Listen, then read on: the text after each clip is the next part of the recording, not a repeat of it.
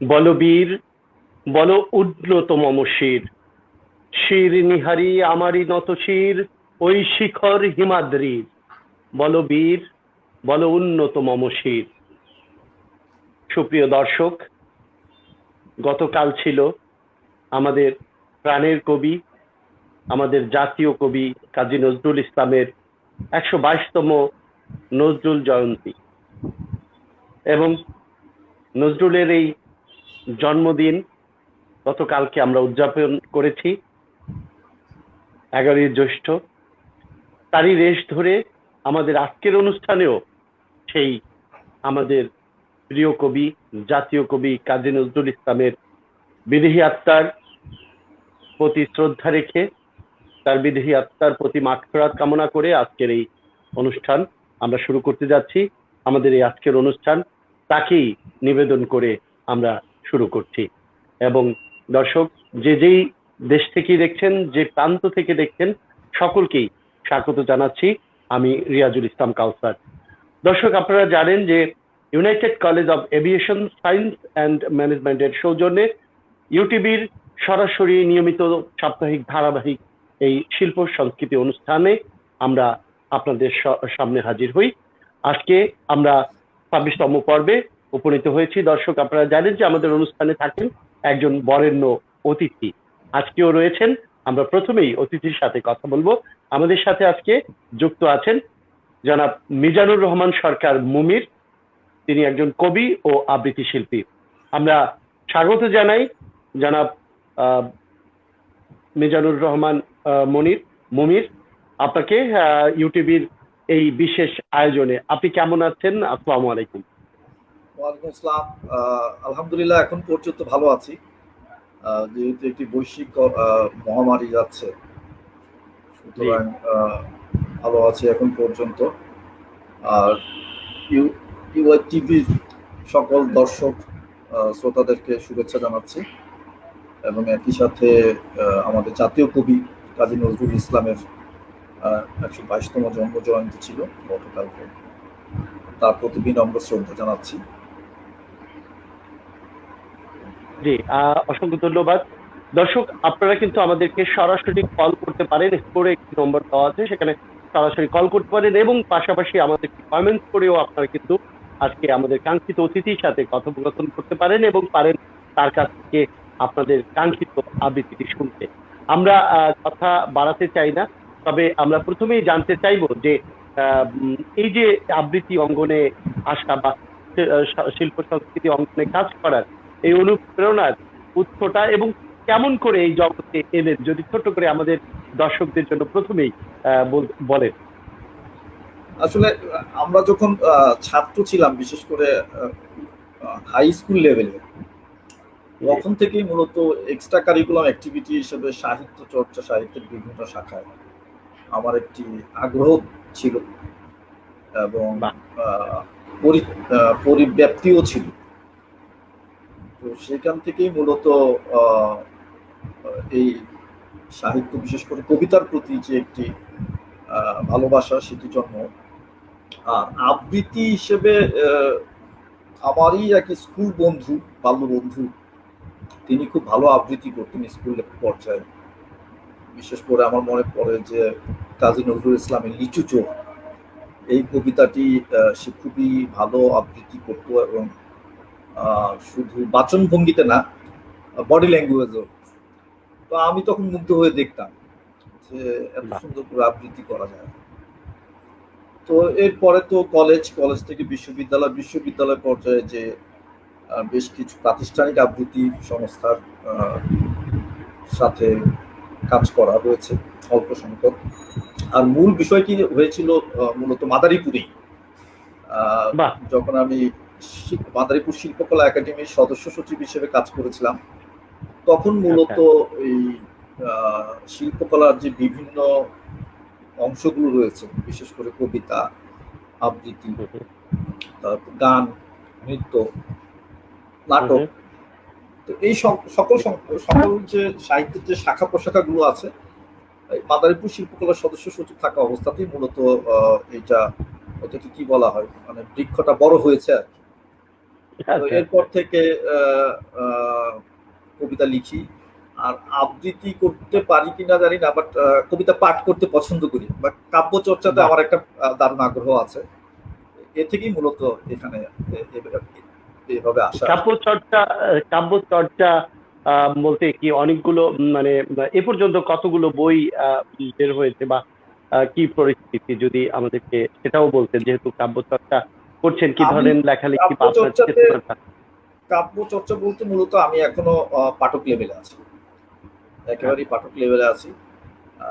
প্রচুর পড়ি। আর কবিতার বই এখন পর্যন্ত এবছর ২১শে বইমেলায় একটি আগ্রহ ছিল, বাট জি। মহামারীর কারণে এটি হয়নি। আশা করা যায় আগামী জি। বছর ২১শে বইমেলায় যদি স্বাভাবিক অবস্থা থাকে ইনশাল্লাহ একটি বই বের করার ইচ্ছা আছে। তবে পত্রিকাতে নিয়মিত লিখেছি, সমকালে, বাহ, কালের পক্ষে। চমৎকার। তো আমরা প্রথমে কোন কবিতাটি শুনবো আমাদের দর্শকদের জন্য? আমি সম্প্রতি যে কবিতাগুলো লিখেছি সেগুলো জি। থেকে একটি শোনাই। বাহ। আহ, কবিতাটির নাম হলো দ্বিখণ্ডিত ঘুমে। একখণ্ড ঘুমের মধ্যে কি কথা বলেছিলাম, অনেক করেও তার মনে করতে পারি। তবু আবছা আভাস যতটুকু, এক নিঃসঙ্গ মুখচ্ছবিতে আমি আসলে নিশ্চুপ হয়েছিলাম। সেই মুখ আর মনে করতে পারি না, কেননা আমি জানি ওসব সত্য নয়। আর সেই মুখ সঙ্গীহীন কোথাও এখনো, সেও আমি বিশ্বাস করি। তবে অহেতুক কেন মনে করার কষ্ট সয়ে যায়, দেয়াল ঘড়িতে সময় বয়ে যায়। আরেক খণ্ড ঘুমের মধ্যে আমি হাঁটি একা, পিচ্ছিল খসখসে ভেতরে এবং বাইরে। অকস্মাৎ জানলার ওপার থেকে শুনতে পাই মিহিস্বরে অদ্ভুত এক চাপা কান্না। বুঝিবা তুমি এসে দুহাত রাখবে বুকে, যখন বিক্রয় হয়ে গেছে আমার পুরানো আত্মা। সে আত্মাও আমি আর ফিরিয়ে আনতে পারি না, কেননা আমি তো জানি ওসব কিছুই সত্য নয়। আমার আত্মার উপর দুখানা হাত এখনো, সেও আমি বিশ্বাস করি না। অহেতুক তবে কেন ফের ভালোবাসা, দেয়াল ঘড়িতে এখন ভোর ৫টা। ধন্যবাদ। অসাধারণ, চমৎকার। আশা করি দর্শকদেরও ভালো লাগবে, আমার অনেক ভালো লাগছে আসলে। আহ, সাহিত্য চর্চা বা সাহিত্য অঙ্গনে কাজ করার কিন্তু একটা অন্যরকম অনুভূতি এবং আবেগ কাজ করে, যেটি অন্য কোনো কাজে আসলে কিন্তু এভাবে কাজ করে কিনা আমার আসলে এটা প্রশ্ন রয়ে গেল। আহ, একটা আমরা পর্যবেক্ষণও কাজ একটা করে। বিষয়, জি, জি, নিঃসন্দেহে। আমরা আরেকটি বিষয় যদি একটু অ্যাড করতে চাই, যে এখন আমরা জানি যে মহান 21শে ফেব্রুয়ারি আন্তর্জাতিক মাতৃভাষা দিবস হিসাবে কিন্তু উদযাপিত হচ্ছে। দেশ বিদেশে এখন কিন্তু অসংখ্য দেশে কিন্তু পালন করা হচ্ছে। তো একজন বাংলা ভাষার মানুষ হিসাবে, একজন বাঙালি হিসাবে আপনার ও অনুভূতি যদি আমরা শুনি, যে আপনার কেমন লাগে, যে গর্বে বুকটা ভেঙে, যেমন আমি অনেক দেশে ঘুরি তখন কিন্তু আমি অনেকগুলো প্রোগ্রামে অংশ নিয়েছি। দেখা যাচ্ছে ৭-৮টা দেশ সমন্বিত ভাবে একটি প্রোগ্রাম হয়েছে, বা এই ধরনের ইটালি, স্পেন, ফ্রান্স, গ্রিস, বিভিন্ন কান্ট্রিতে আমি ভিজিট করেছি এবং প্রোগ্রামে অংশ নিয়েছি। যে অন্যান্য কান্ট্রির সাথে টুগেদার যে আন্তর্জাতিক মাতৃভাষাটা পালন, তখন কিন্তু আমার নিজের একটা অন্যরকম একটা অহংকার, একটা কি বলবো ভালো লাগা, যে আমার বাংলা ভাষাকে নিয়ে অন্য জাতি একাত্র কাজ করছে, বিষয়টা অন্যরকম। সেই অনুভূতি জায়গা থেকে আপনার অনুভূতিটা শুনতে চাচ্ছি। নিঃসন্দেহে এটি তো অবশ্যই একটি মানে কি বলে বেসিক ইনস্টিংক্ট বলতে যে গর্ব বিষয়টা বোঝায়, সেই গর্বের জায়গা। কারণ বিশ্বের ইতিহাসে ভাষার জন্য সংগ্রাম করা এবং সংগ্রাম শেষে জীবন দেওয়া, এরকম ঘটনা বোধ করি বাংলাদেশ ছাড়া অন্য কোনো বিশ্বের অন্য কোনো রাষ্ট্রে খুঁজে পাওয়া যাবে না।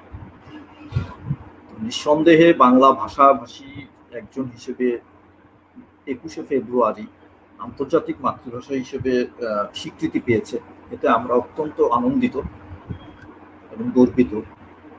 1999 সালের নভেম্বর মাসে মূলত জাতিসংঘের সিস্টার কনসার্ন ইউনেস্কো আন্তর্জাতিক মাতৃভাষা হিসেবে এটিকে স্বীকৃতি দেয়। 27টি দেশ তখন প্রস্তাব দিয়েছিল, বাংলাদেশ সহ। এবং এই প্রসঙ্গে শ্রদ্ধা জানাই বাংলাদেশি বাংলা ভাষাভাষী দুজন কানাডীয় যুবক, জনাব মাহবুবুল আলম এবং শফিকুল ইসলাম, যারা মূলত একটি চ্যারিটি সংস্থা, মাদার ল্যাঙ্গুয়েজ লাভার্স অর্গানাইজেশন, এই চ্যারিটি অর্গানাইজেশন থেকে মূলত তারা প্রথম জাতিসংঘের কাছে এই আবেদনটি করে, বাংলা ভাষাকে গুরুত্বটি তুলে ধরে, প্রেক্ষাপট তুলে ধরে। তো জাতিসংঘের সাধারণ পরিষদে এটি যখন আলোচনা হয়, তখন জাতিসংঘের সাধারণ পরিষদ যেটি অবজারভেশন দিয়েছিল সেটি হলো যে ব্যক্তির আবেদনের ভিত্তিতে এই ধরনের একটি গুরুত্বপূর্ণ ডিসিশন নেওয়া যাবে না, এটি আসতে হবে জাতিসংঘের সদস্য যে কোনো রাষ্ট্রের মাধ্যমে প্রস্তাব আকারে। তখন এটি মূলত বাংলাদেশ সরকার, তৎকালীন সদস্য সরকারের দৃষ্টিতে আসে এবং সে সরকারের পররাষ্ট্র মন্ত্রণালয় সহ অন্যান্য সংশ্লিষ্ট মন্ত্রণালয় জোর তৎপরতায় অতঃপর 1999 সালের 21শে নভেম্বর ইউনেস্কো জাতিসংঘ এটিকে আন্তর্জাতিক মাতৃভাষা হিসেবে স্বীকৃতি দেয়। সেই থেকে বাংলা ভাষা 21শে ফেব্রুয়ারি বছরের একটি দিন জাতিসংঘের যত সদস্য রাষ্ট্র রয়েছে 188টি রাষ্ট্রে পালিত হয়। এটি অবশ্যই গর্বের বিষয়। এইরকম একটি ভাষা, ইংরেজি একটি ভাষা আমরা জানি, যদিও ইংরেজি এখন আর ভাষা না, এটি একটা কমিউনিকেটিভ টুলও হয়ে গিয়েছে। জি, আমরা যদি একটু ইন্টারাপ্ট করি আপনাকে, আমাদের সাথে একটা কলার আছে। আসসালামু আলাইকুম কলার, কে বলছেন, কোথা থেকে বলছেন, নাম বলে প্রশ্ন করুন। জি, কুমার লাবলু ভাই, ভালো আছেন? জি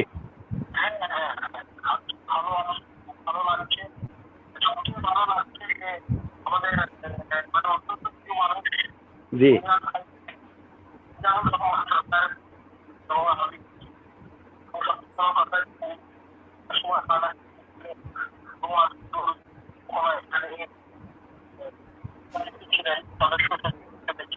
জি জি অবস্থাতে আমাদের তখন আমরা ছিলাম আর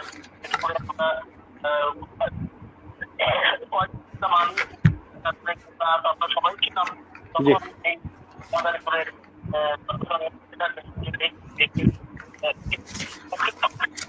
জি জি অবস্থা অনেক ছিল, কিন্তু কর্মকাল কিন্তু অত্যন্ত মানে যেটাকে বলে একেবারে পূর্ণতার মধ্য দিয়ে আমরা ছিল। এক পাশে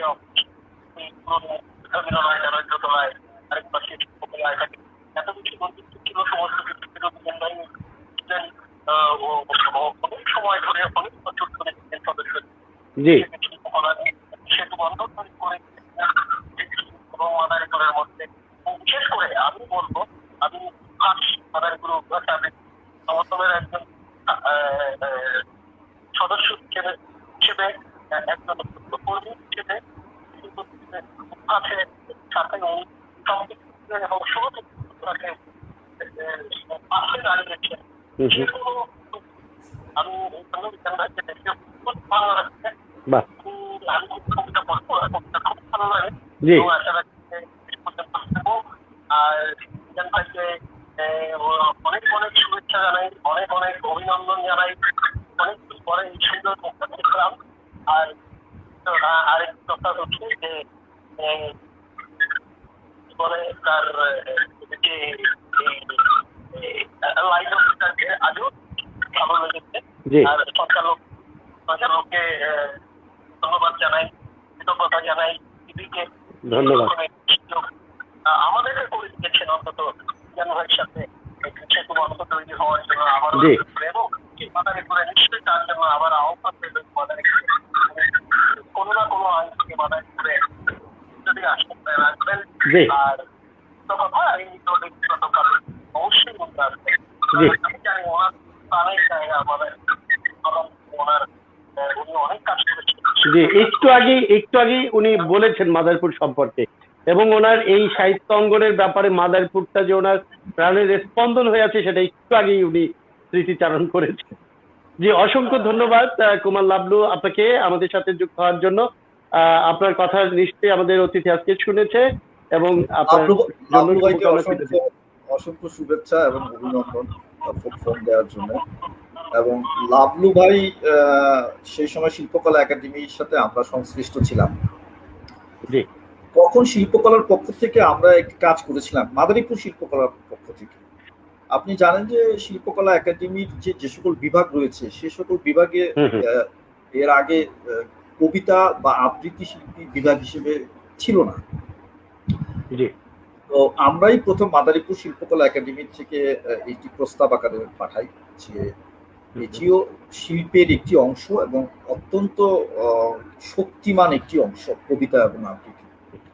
সুতরাং এটি কেন শিল্পকলার বিভাগ হিসেবে বিবেচিত হবে না, এটিকে যথাদ্রুত শিল্পকলার একটি গুরুত্বপূর্ণ বিভাগ হিসেবে অন্তর্ভুক্ত করা দরকার। এবং এ নিয়ে তৎকালীন মাননীয় মন্ত্রী মহোদয়ও যথেষ্ট সহযোগিতা করেছেন, জেলা প্রশাসক যথেষ্ট সহযোগিতা করেছেন, কারণ তিনি চিঠিটা লিখেছিলেন। তখন আমার যতটুকু মনে পড়ে শিল্পকলা একাডেমির ডিজি মহোদয় ছিলেন লিয়াকত আলী লাকি ভাই, তিনি নাট্য ব্যক্তিত্ব। ওনার কাছে ডিসি সাহেব বললেন যে তুমি এটা হাতে হাতে চিঠিটা নিয়ে যাও, ওনার একটা অ্যাপয়েন্টমেন্ট নিয়ে ওনার হাতে দাও, তাহলে গুরুত্ব পাবে। ওনার হাতে দিলাম আমি বিষয়টা বললাম। তো উনি বললেন যে আমার তো এই বিষয়টা জানা ছিল না যে শিল্পকলা একাডেমিতে কবিতা বা আবৃত্তি বিভাগ বলে কিছু নেই, আমি অবশ্যই দেখব। এবং এরপরে সম্ভবত এটি একটি নিয়মিত বিভাগ হিসেবে অন্তর্ভুক্ত হয়েছে। তো এটি আমাদের একটি মানে আবৃত্তি অঙ্গনে যারা কাজ করেন, বলবো না যে এটা আমাদের কৃতিত্ব, বাট এটা তাদের একটি প্ল্যাটফর্ম, প্রাতিষ্ঠানিক প্ল্যাটফর্ম এবং স্বীকৃতি অবশ্যই সরকারি পর্যায় থেকে নিশ্চিত হয়েছে। তো এই বিষয়ে আমরা কাজ করেছিলাম। ধন্যবাদ। জি, তো আমরা আরেকটি কবিতা শুনতে চাচ্ছি। জি, আরেকটি কবিতা হচ্ছে আমার নিজেরই লেখা, স্বরচিত। এটি মূলত প্রয়াত অধ্যাপক হুমায়ুন আজাদ স্যার সমনে লেখা। জি, ইদানিং মুগ্ধতা কিছুই ছাপড়ে আসে না, হোক ছাইপাশ কিংবা দুর্লভ, কদাচিৎ মিলে যায় কিছুই না। এখন লকডাউনে কোথাও বের হয় না, ভেতরেই আছি, ভেতরেই বাঁচি। প্রিয় অপ্রিয় বন্ধু সভায় মুগ্ধতা পাশে এখন আর হুটহাট বসে পড়ি না, এমনকি মুগ্ধতা ছড়াতে তাও না। যখন তখন কারো ঘরে ঢুকে পড়ি না, এমনকি সময়ে অসময়ে বেহেস্তি দরজা ভেবে ভিন্ন কোথাও একদম টোকাও দেই না। ইদানিং এতটুকুন ফিটফাট হয়ে উঠি না, শখের অডিকোলন আর হরেক টয়লেট্রিজ সবই এখন গুমর্ষ বেকার।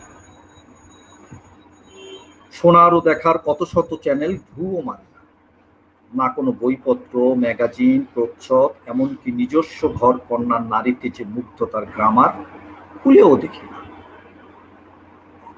মানুষ হিসেবে আমার যাবতীয় অপরাধে এখন মুগ্ধতা খুঁজি। ধন্যবাদ। অসংখ্য ধন্যবাদ। আমরা দর্শক আমাদের সাথে থাকুন। আপনারা দেখছেন United college of aviation science and ম্যানেজমেন্টের সৌজন্যে সাপ্তাহিক ধারাবাহিক নিয়মিত ইউটিউবের আয়োজন শিল্প সংস্কৃতি অনুষ্ঠানের 26তম পর্ব। দর্শক কেউ কোথাও যাবেন না, আমরা যাচ্ছি ছোট্ট একটি বিজ্ঞাপন বিরতিতে, ফিরছি এখনই, আমাদের সাথেই থাকুন। আকাশ ছোঁয়ার স্বপ্ন কি তোমায় ছুঁয়ে যায়, আমরা আছি তোমারই অপেক্ষায়। এভিয়েশন সেক্টরে ইন্টারন্যাশনাল ক্যারিয়ার গড়ে দিতে আপনারই পাশে ইউনাইটেড কলেজ অফ এভিয়েশন। আন্তর্জাতিক মানের নিজস্ব ক্যাম্পাস, ওয়ার্কশপ, ল্যাবে নিবিড় প্রশিক্ষণ, সেই স্বপ্নের গ্রামার্স ভবনে আপনাকে পৌঁছে দেবে ইউনাইটেড কলেজ অফ এভিয়েশন। উন্নত তথ্য প্রযুক্তি ও বিজ্ঞান মনস্ক জাতি গঠনে অঙ্গীকারবদ্ধ।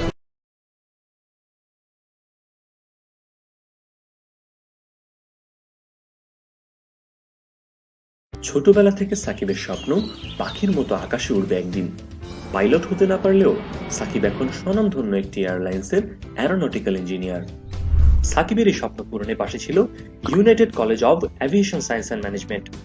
প্রতিনিয়ত এমন হাজারো সাকিবের স্বপ্নের সারথি United college of aviation science and management.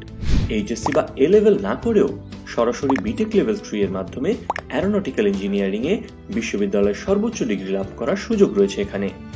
এছাড়াও রয়েছে CSC, air hostess, cabin crew, aviation management, e ticketing সহ বিভিন্ন ধরনের কোর্স।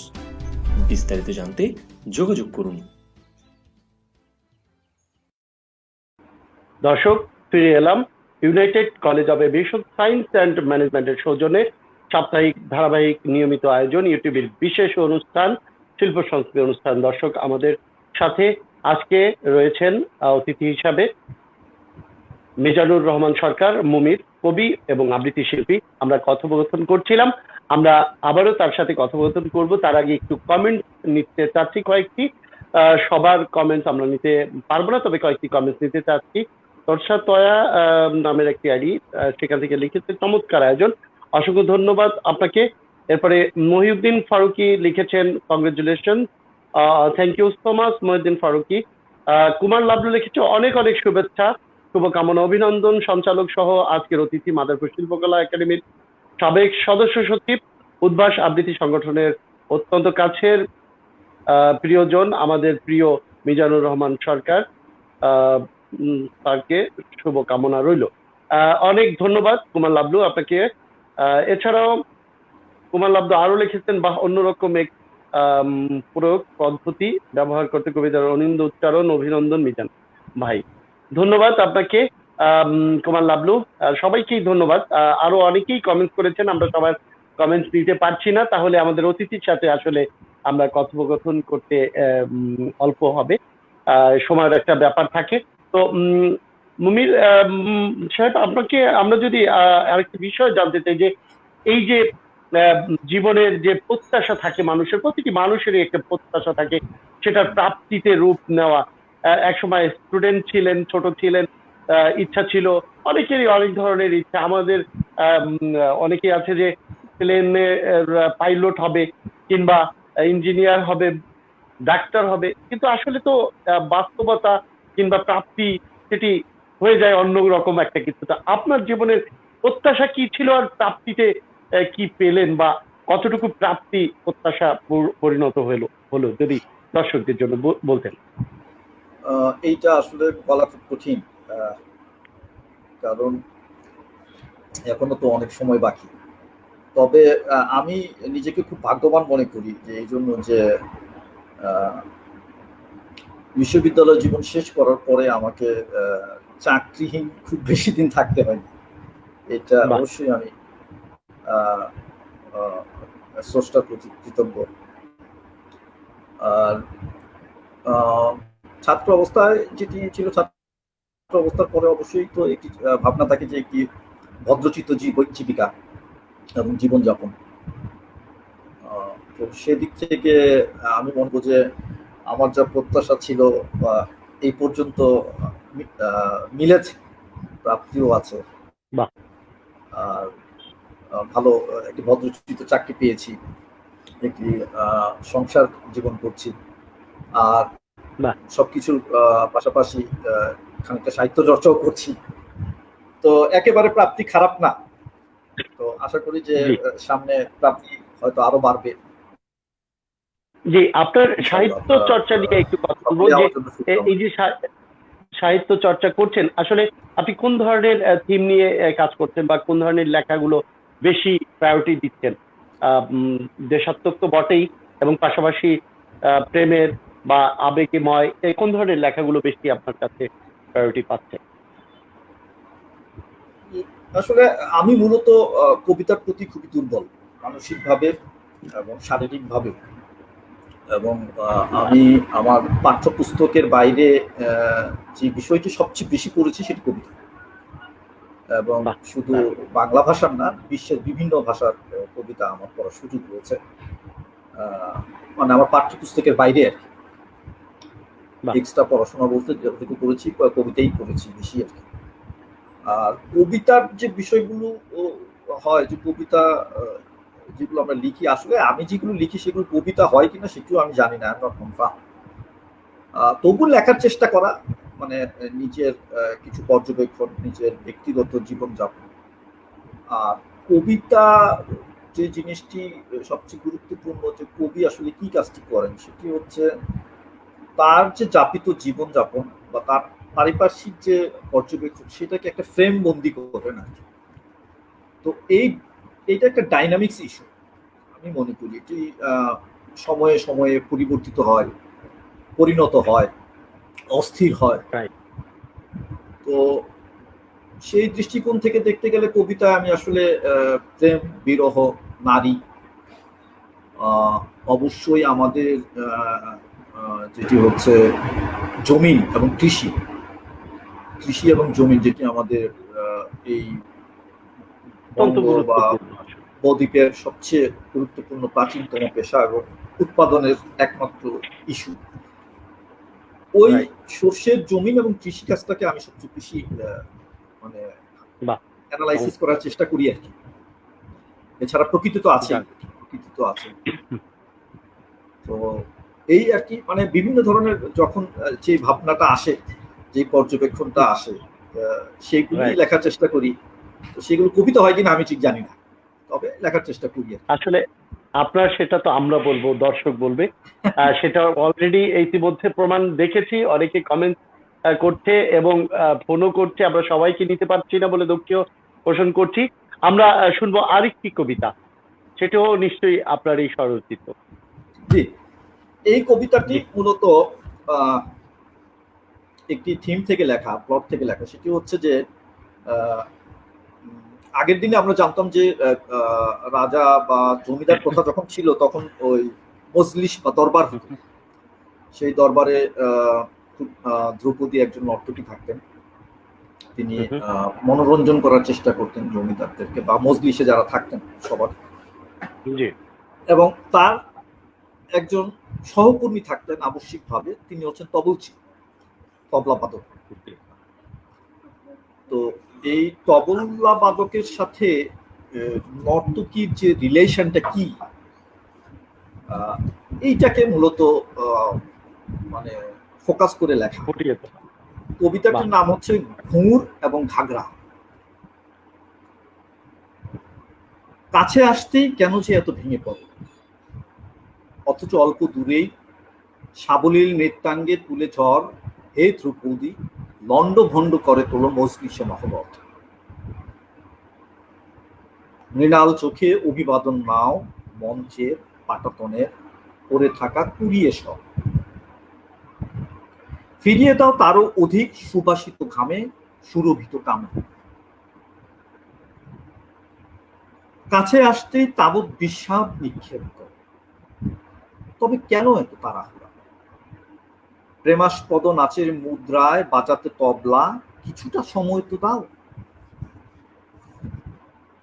জানি আমার কৌলিন্য তোমাকে কখনো ছোবে না, লীলায়িত শরীরের ভাঁজে লুকানো যা কিছু মালিন্য তোমার, গোল তাল লয় ওসব কিছুই খোঁজে না। তবলা বাজায় শুধু নর্তকীর ঘুঙুর ও ঘাগরা। ধন্যবাদ। চমৎকার, অসাধারণ, সত্যি অনেক ভালো লাগলো আমার ব্যক্তিগতভাবে। আশা করবো দর্শকদেরও ভালো লেগেছে। আমরা যদি জানতে চাই যে আপনার একটি আবেগময় স্মৃতি, যে স্মৃতিটি মনে পড়লে এখনো আবেগ আপ্লুত হয়ে ওঠেন, এমন একটি স্মৃতি আমরা শুনবো আমাদের দর্শকদের জন্য। একটি ব্যক্তিগত স্মৃতি। আমার সহধর্মিণী, যিনি কলেজ জীবন থেকেই আমরা ক্লাসমেট এবং এখন পর্যন্ত আছি একসাথে। আশা করি আমৃত্যু থাকবো, লাইফ লং হবে ইনশাআল্লাহ। তো আবেগের মুহূর্তটা হচ্ছে যে, যেহেতু এটি একটি স্বাভাবিক প্রক্রিয়া যে আমাদের আর্থসামাজিক অবস্থায় মেয়েরা বিয়ের পর্যায়ে গেলে মা বাবাদের একটা দুশ্চিন্তা তো বাড়ে। এরপরে মা বাবা যদি শুনে যে মেয়েটির সাথে তার সমবয়সী একটি ছেলের সম্পর্ক রয়েছে, মানবিক সম্পর্ক রয়েছে, দুশ্চিন্তা আরো বাড়ে। কারণ সমবয়সী যেহেতু এই ছেলে কবে পড়াশোনা শেষ করবে, কবে জীবিকায় ঢুকবে, কবে বিয়ে করবে, আদৌ করতে পারবে কিনা, নানান ধরনের টানপোড়েন কাজ করে। তো আমি খুবই কৃতজ্ঞ আমার স্ত্রীর প্রতি, আমার বন্ধুর প্রতি, বান্ধবীর প্রতি, যে তিনি আমার প্রতি বিশ্বাস রেখেছেন এবং ফ্যামিলিকে ট্যাকেল করেছেন। তো আমি যখন প্রথম এই চাকরিতে যোগদানপত্র বা নিয়োগপত্র পাই, তখন আমার কাছে একটি কথা বারবার মনে হচ্ছিল যে আর মনে হয় ওকে আর মিস করতে হচ্ছে না। তো অনেকটা সেই অঞ্জন দত্তের গানের মতো, যে চাকরিটা আমি পেয়ে গেছি বেলা সত্যি, এখন আর কেউ আটকাতে পারবে না। বাহ, তো অসাধারণ। আমি কৃতজ্ঞ আমার স্ত্রীর প্রতি, তিনি আমার জন্য অনেক লম্বা সময় অপেক্ষা করেছেন। ঈশ্বরের প্রতি, স্রষ্টার প্রতি আমি কৃতজ্ঞ যে আমার স্ত্রীর অপেক্ষা তিনি বিফলে দেননি আর কি। তো এটি আমার জীবনের একটি চরম আবেগীয় মুহূর্তটা হচ্ছে ওই যে চাকরির যখন নিয়োগপত্রটা পেয়েছি, তখন প্রথমেই যে চিন্তাটা মাথায় আসছে সেটি হচ্ছে যে ওকে মনে হয় আর হারাতে হচ্ছে না। তো এটি এখনো ভাবলে মানে বুস্ট আপ হয়ে ওঠে। বাহ। তো আমি আসলে অনুরোধ করব, যেহেতু আপনার সহধর্মিনীর প্রতি যে আপনার ভালোবাসা এবং তার পক্ষ থেকে আপনার যে ভালোবাসা, নিশ্চয়ই তাকে নিয়েও অনেক কিছু লেখা হয়েছে, আমরা সেটার থেকে একটি কবিতা শুনতে চাচ্ছি। আচ্ছা,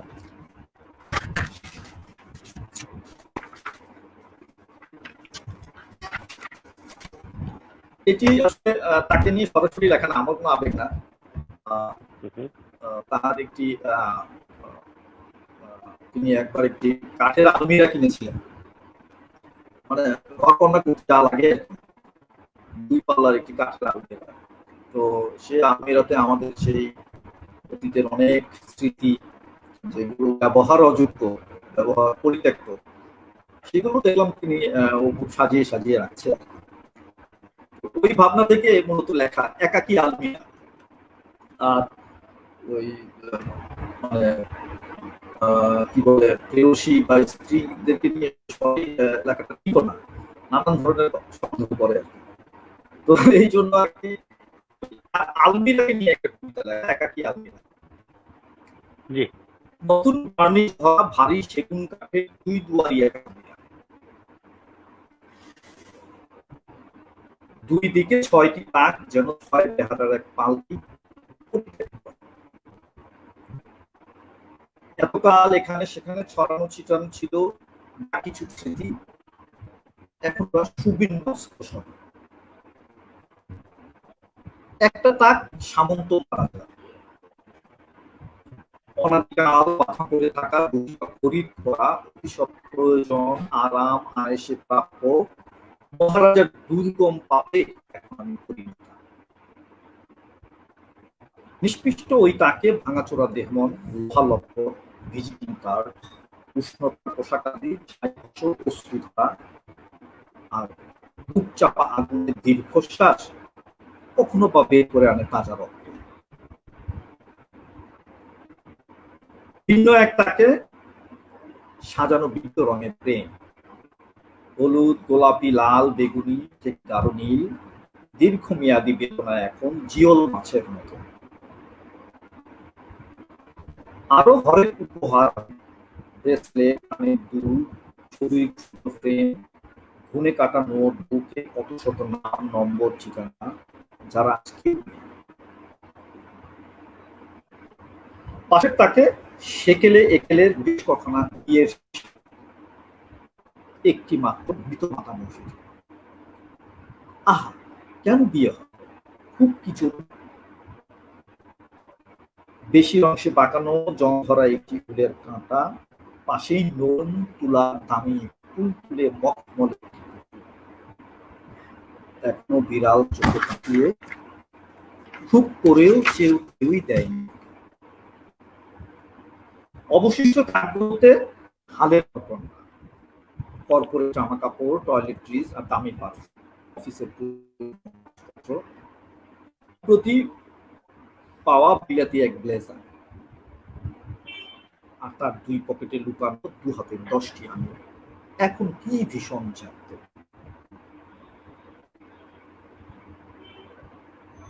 শীত নিবারণের কিছু কাঁথা, কম্বল, ল্যাব, ভারী ফ্যাব্রিক্সের ভাঁজে ভাঁজে ন্যাপথলিন ঘাম,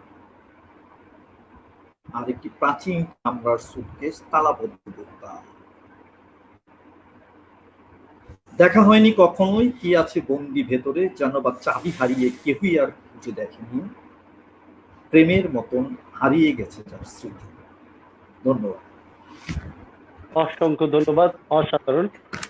আসলে ঘড়ির কাঁটা বলছে আমাদের বিদায় নিতে হবে। আসলে সুন্দর মুহূর্তগুলো কিন্তু খুব দ্রুত চলে যায়, তারই প্রমাণ আজকে আমার আসলে নিজেরই যেতে ইচ্ছে করছেন, আপনার সাথে জমে উঠেছিল আড্ডা, এবং কিন্তু তারপরেও আমাদের যেতেই হয়। এটাই হলো নিয়ম, যে শেষটা খুবই কষ্টের এবং বিদায়টা খুবই বেদনার। তো আমরা দর্শকদের জন্য আপনার কাছে শুনতে চাই যে ইউটিভির দেশ বিদেশের দর্শকদের জন্য আপনার কি বলার আছে এই প্যান্ডামিক মুহূর্তে, এবং সার্বিকভাবে স্বাস্থ্যের মানুষগুলোর জন্য আপনার কি বলার আছে? না, এখন যে প্যান্ডামিক সিচুয়েশন, সারা বৈশ্বিক প্যান্ডামিক সিচুয়েশন, অনেক দেশ কাটিয়ে উঠেছে, অনেক দেশ এখনো ভুগছে, অনেক দেশ হয়তো সামনেও কিছু ভুগবে। একটাই সকল বিশ্ববাসীর প্রতি, দেশবাসীর প্রতি একটাই প্রার্থনা, মহান স্রষ্টা যাতে সকলকে সুস্থ রাখেন, এবং সেজন্য আমরা যাতে যথাযথ প্রতিরোধমূলক ব্যবস্থা গ্রহণ করে চলি, যার যতটুকু সামর্থ্য আছে সেই অনুযায়ী। তো অচিরেই করোনা মুক্ত হোক সারা পৃথিবী, বাংলাদেশ, এই আপাতত এইটুকুই কামনা। জি, অসংখ্য ধন্যবাদ। সুপ্রিয় দর্শক, আপনারা যেখান থেকে দেখছিলেন সকলকে আমরা কৃতজ্ঞতা জানাচ্ছি। যারা কমেন্ট করেছেন, কল করেছেন, সকলের প্রতি আমাদের শুভেচ্ছা রইল, এবং আগামী অনুষ্ঠানেও আপনারা সহযোগিতা করবেন এমনটি প্রত্যাশা রাখছি। দর্শক, আজকে আমাদের সাথে উপস্থিত ছিলেন মিজানুর রহমান সরকার মুমির, কবি এবং আবৃত্তি শিল্পী। আপনাকেও অসংখ্য কৃতজ্ঞতা আমাদের সাথে সময় দেওয়ার জন্য। ইউটিভির পক্ষ থেকে আপনাকে জানাচ্ছি কৃতজ্ঞতা এবং ধন্যবাদ ও অভিনন্দন। দর্শক, আজ এ পর্যন্তই। আগামী অনুষ্ঠান দেখবার আমন্ত্রণ রইল। আর আমাদের অনুষ্ঠানের সমন্বয় ও পরিকল্পনায় ছিলেন মোহাম্মদ আলী, নির্বাহী পরিচালক, United college of aviation science and management, Uttara, Dhaka. দর্শক, আগামী অনুষ্ঠান দেখবার আমন্ত্রণ রেখে আমি রিয়াজুল ইসলাম কাউসার বিদায় নিচ্ছি। আগামী অনুষ্ঠান পর্যন্ত আপনারা ভালো থাকবেন, সুস্থ থাকবেন, সুন্দর থাকবেন, এবং যেই দেশেই আছেন সেই দেশের স্বাস্থ্যবিধি মেনে চলবেন, এবং ঘরের বাইরে গেলে অবশ্যই মাস্ক পরিধান করবেন এবং টিকা দেওয়ার জন্য মন মানসিকতা রাখবেন। তাহলেই আমরা সুস্থ হব এবং আগামী সুন্দর জীবনের প্রত্যাশা করতে পারবো, এমনটি প্রত্যাশা রেখে বিদায় নিচ্ছি। আজ এ পর্যন্তই। আল্লাহ হাফেজ, শুভরাত্রি। শুভরাত্রি।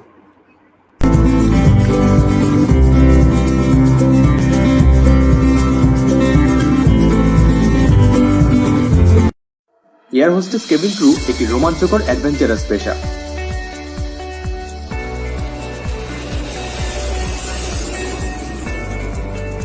নীল আকাশের ভেলায় চড়ে দেশ বিদেশে ঘুরে বেড়াতে কার না ভালো লাগে।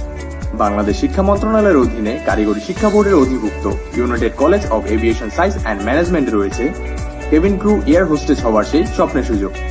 আইকাও ও আয়াটা স্ট্যান্ডার্ড সিলেবাস, বিটিইবির সুপারভিশনে পরীক্ষা, কোর্স শেষে সরকারি সার্টিফিকেট, নিজস্ব ক্যাম্পাসে এর নিজস্ব ল্যাবে প্র্যাকটিক্যাল করার সুযোগ, বোয়িং 777 ও 737 বিমানে চড়ে প্র্যাকটিক্যাল করার সুযোগ। এভিয়েশন সেক্টরে ক্যারিয়ার গড়তে চাইলে আজই যোগাযোগ করুন।